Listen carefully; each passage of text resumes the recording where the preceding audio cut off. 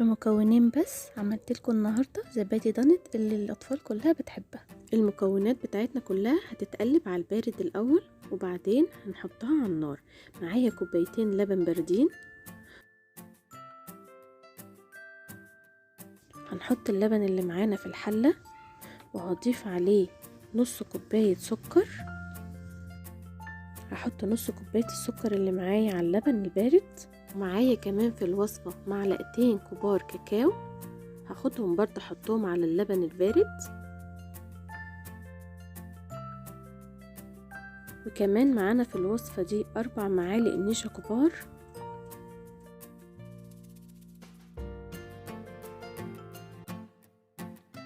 هنقلب كل المكونات اللي معايا كده بالمضرب لحد ما يدوبوا مع بعض كويس.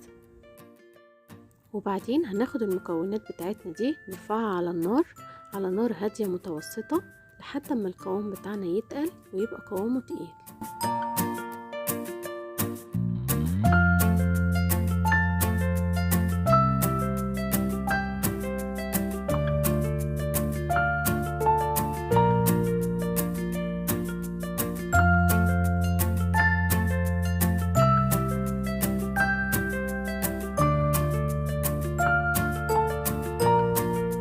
كده خلاص تقل معانا، وكده هناخده على اي قالب عندك موجود.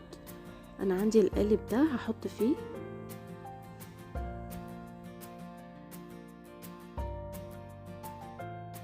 كده انا هحطه في التلاجة لمدة ساعة. بس قبل ما احطه انا عندي بسكوت، كسرت بسكوت وهضيفه عليه اي نوع بسكوت موجود عندك. انا هحط اوريو وبسكوت لوتس، هكسرهم كده واضيفهم عليه. انت ممكن تضيفي اي بسكوت موجود عندك في البيت، اي نوع بسكوت موجود. انا كسرت البسكوتة دي وهحطها عليه وهقلبها فيه كده، هدوبها فيه كده بس. وبعدين هحطه في التلاجة لمدة ساعة. هطلعه من التلاجة بعد ساعة. طلعي القالب من التلاجة بعد ساعة او ساعتين زي ما تحبي، وقدميه وبألف هنا وشفا.